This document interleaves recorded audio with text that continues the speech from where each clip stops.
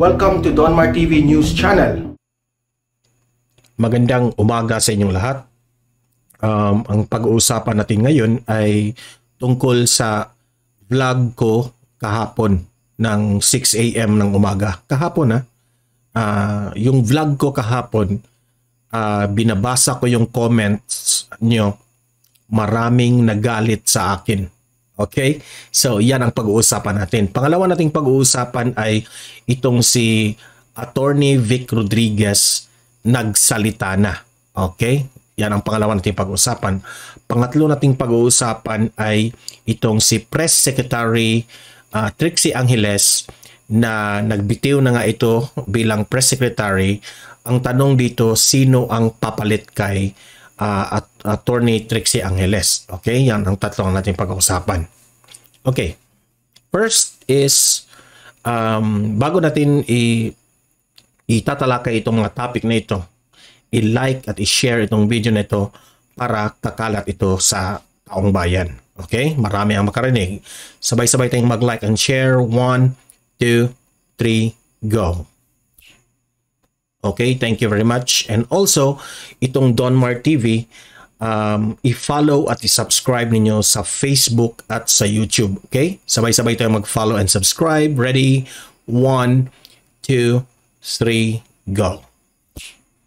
Okay, importante ang follow and subscribe para lagi kayong updated sa mga balita natin. At yung like and share, importante yun rin yun para marami ang makaalam sa mga bagong balita. Okay? So without further ado, yung unang topic natin ay tungkol sa vlog ko kahapon na maraming nagalit sa akin. Okay. Let me explain my side. Yung mga nag-comment kahapon sa vlog ko na galit sa akin, sa opinion ko, tungkol nga dito sa nangyari kay Press Secretary Trixie Angeles, sina Jose Caleda, yung mga nagbibitiw sa pwesto ng gobyerno, opinion ko yon, no?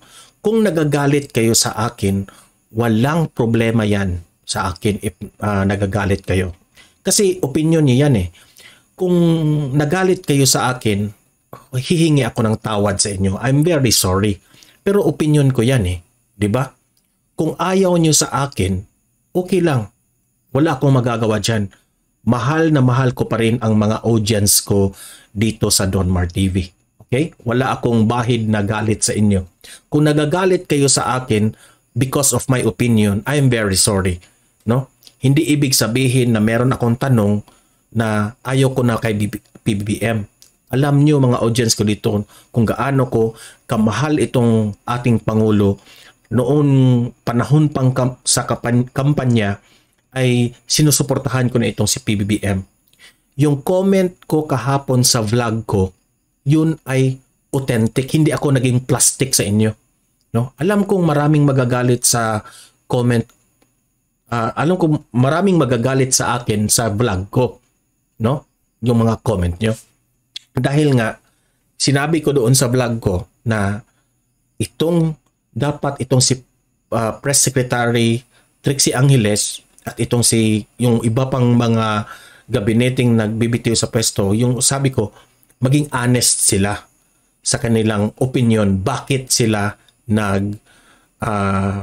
bumitiw bilang sa kanilang mga different role sa gabinete ni PBBM, di ba? Yun lang man ang sinabi ko na dapat sila maging honest. Kasi ang nakalagay kasi sa ibang kagaya ni Press Secretary na ang kanyang rason ay yung kanyang health, di ba? Yes.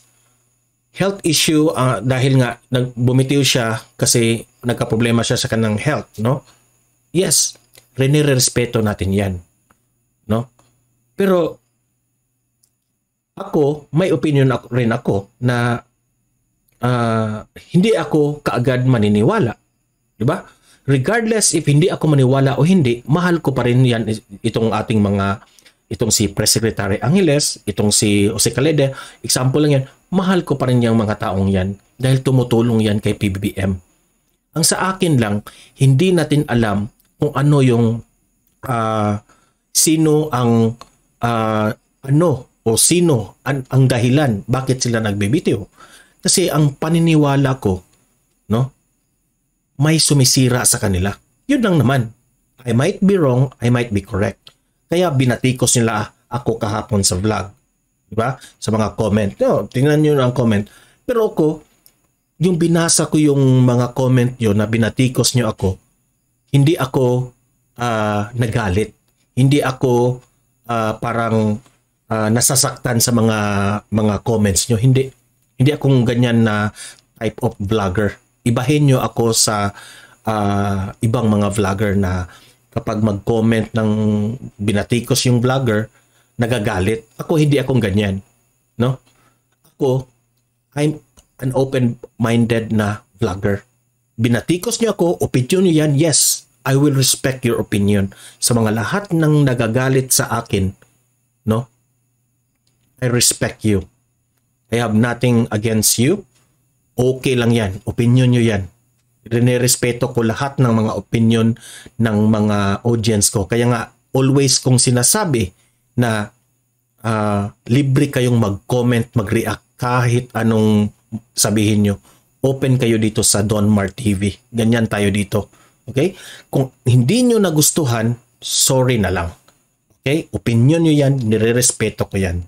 Okay? Ang sa akin lang naman na sana itong mga cabinet members na nagbitiw sa pwesto ay magsabi kung ano yung dahilan, dahil we, the 31 million people, deserves to know the truth.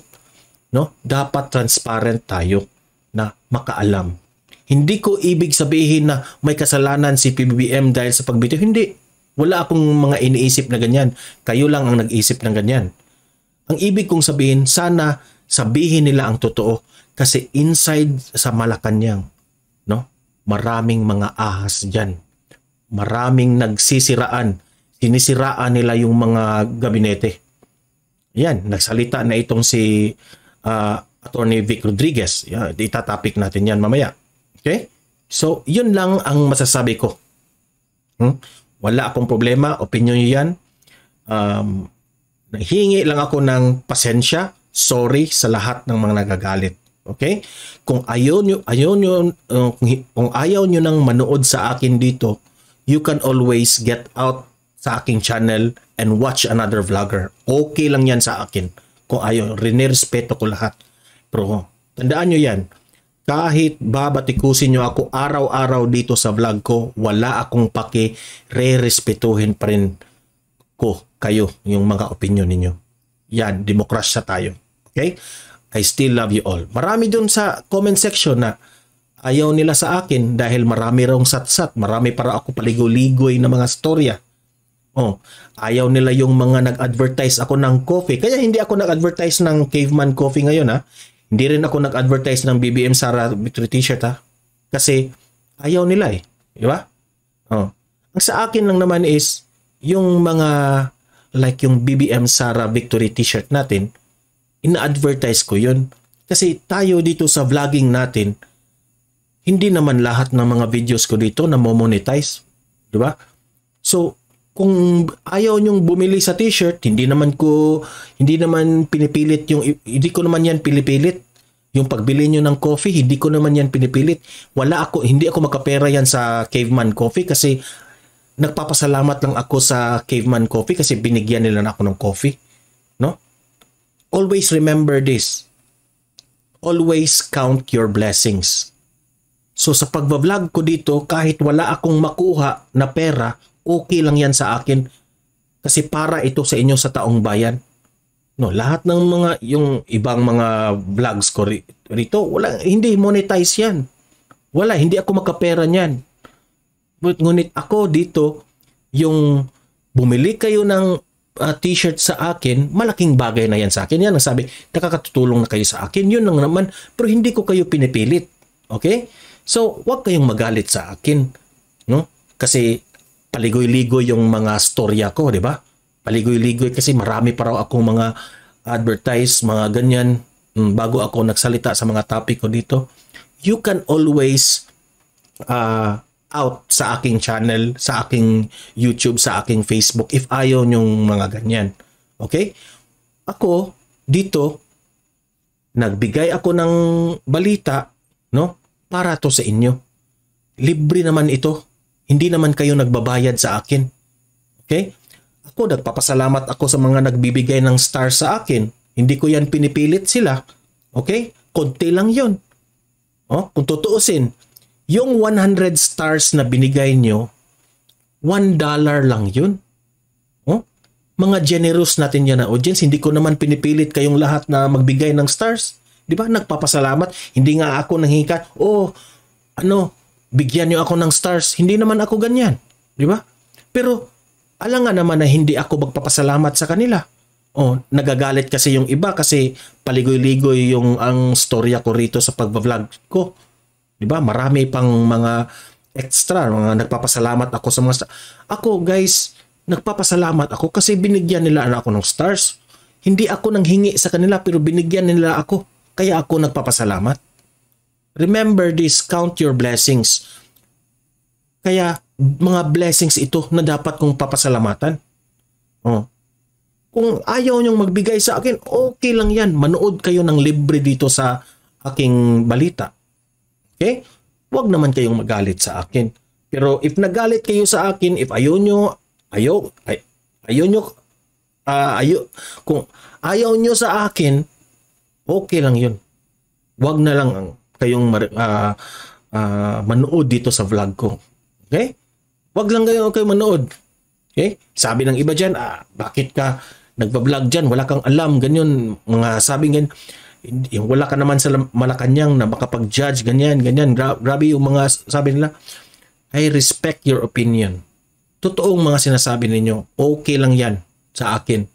Okay? Kaya hingi ako ng sorry sa inyo kasi mahal ko kayo. We are 31 million na sumusuporta sa ating presidente.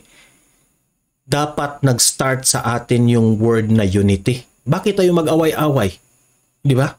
Oh, dapat united pa rin tayo. Tayong mga, hindi tayo mag-away-away. Opinion ko yan. Kaya nga, lagi kong sinasabi na I might be wrong, I might be correct, pero opinion ko yan. Respect my opinion. Kasi kung magko-comment kayo dyan sa akin na babatikusin nyo ako, nagagalit kayo sa akin, I will also respect your opinion. Okay? So, yun lang. At least na isabi ko na sa inyo. No? Sa everyday vlog ko, pwede nyo akong batikusin. Pwede kayong magalit sa akin sa comment. Wala akong problema dyan. Okay? Peace and I'm sorry kung nagalit kayo sa akin. Pangalawa nating pag-uusapan ay itong si Attorney Vic Rodriguez. Nagsalita na nga ito. No? Tuluyan na wala sa pamahalaan itong si Attorney Vic Rodriguez. Noon nabalitaan natin na from Executive Secretary naging Chief of Staff na lang siya. Pero ngayon ay tuluyan ng wala na siya sa pamahalaan. Okay? Private na ang kanyang buhay ni Attorney Vic Rodriguez, no? Sabi pa nga ni Attorney Vic Rodriguez, nagsalita na siya na marami na siyang oras sa kanyang pamilya. So that's a good news. Pero ang pinaka-good news pa dito kay Attorney Vic Rodriguez ay sabi niya handa pa rin siyang ipaglaban, tulungan ang administrasyon ni Presidente Bongbong Marcos kung itong si PBBM ay manghingi ng tulong kay Attorney Vic, handa pa rin itong tutulong. Yan ang pinaka-the best na good news na narinig ko dito kay Attorney Vic Rodriguez. Okay? So, ang sa akin lang, na saludo ako kay Attorney Vic Rodriguez dahil nga nagbitiw ito bilang Executive Secretary ng Pangulo dahil isinalba niya ang pangalan ni PBBM na alam naman natin na maraming naninira dito kay ES Vic Rodriguez na mga iba't ibang agencies. Sinisiraan dahil nga ito si ES Vic ay nag-follow lang ng kung ano ang totoo, kung ano yung nakasaad sa batas. Ngunit maraming nagagalit sa kanya dahil nga yung mga palakasan, hindi ko na dapat i-mention yung iba dahil nga itong si E.S. Vic ay para sa akin he is not yung mga nagpapalakas ng mga kung sino yung hindi siya wala sa kanyang personality ng yung palakasan, no? Bigyan kita ng power kasi malakas ka sa akin. Walang ganyan si E.S. Vic Rodriguez. Okay? So, it's a good news. Sabi niya na handa pa rin siyang tutulong sa pamahalaan at sa administrasyon ni PBBM.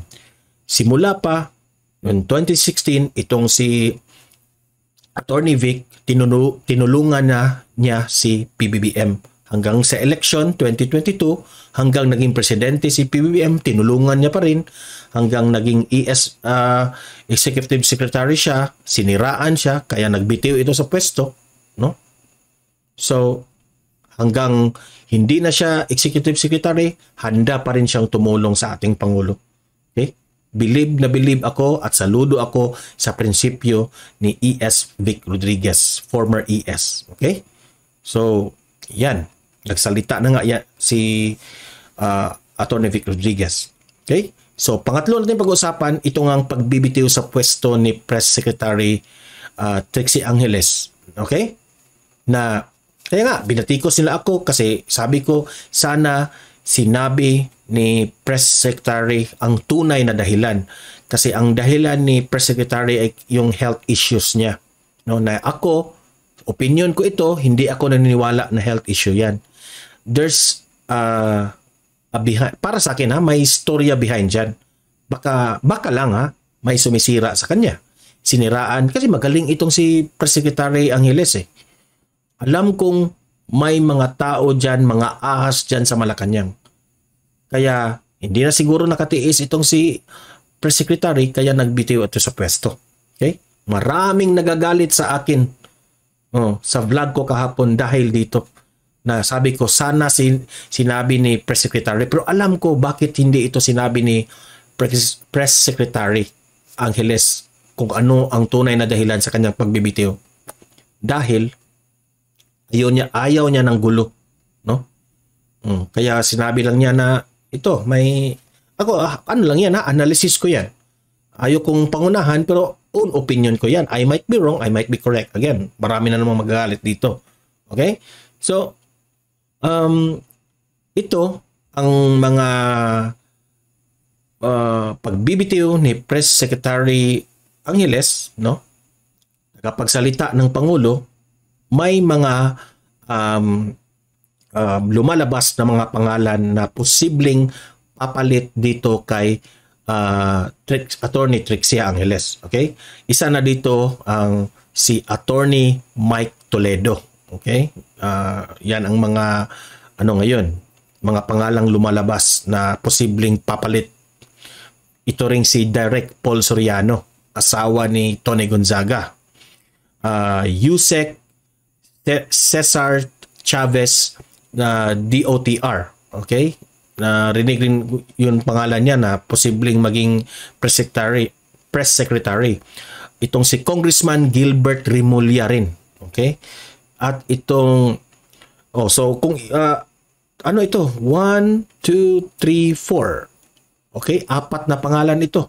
Mike Toledo, Attorney Mike Toledo, Direk Paul Soriano, Yusek Cesar Chavez, at si Congressman Gilbert Rimulya. 4 ang pagpipilian ng Pangulo. So hintay-hintay lang tayo sa ating Pangulo kung ano ang sino ang kanyang pipiliin dito. Okay? Yun ang mga naririnig nating pangalan na posibleng papalit kay Attorney Trixie. Okay? So, yan. Importante na i-like, i-share itong video na ito para kakalat ito sa taong bayan. And also, follow, subscribe sa Donmar TV para lagi kayong updated sa mga balita na kagaya nito. Okay? So, Sa mga nagagalit dyan na mag-advertise ako dito ha, Caveman Coffee, pasensya na, Caveman Coffee 22% off, available na ito sa Shopee. Bili na kayo. Ito ay ina-advertise ko bilang pasasalamat sa Caveman Coffee. Okay? Recommended ko talaga ito, masarap, mabango. You can try sa outside Philippines. You can always message Caveman Coffee sa kanilang Facebook page. Okay? BBM Sara Victory T-shirt. Available na yan sa Shopee with my name. Nakalagay picture ko with PBBM and Vice President Inday Sara Duterte. Very colorful T-shirt. Available na ito sa Shopee. For those hindi makabili sa Shopee, message me directly. Okay? Sana yung mga nagagalit sa akin, kayo nang bahala. Manood ba kayo o hindi, mahal ko pa rin kayo. Okay? So, patuloy natin ipaglaban itong si PBBM. At as what Vice President Inday Sara said, mahalin always natin ang Pilipinas. Okay? So, guys, see you in my next video. God bless everyone and have a great day. Okay?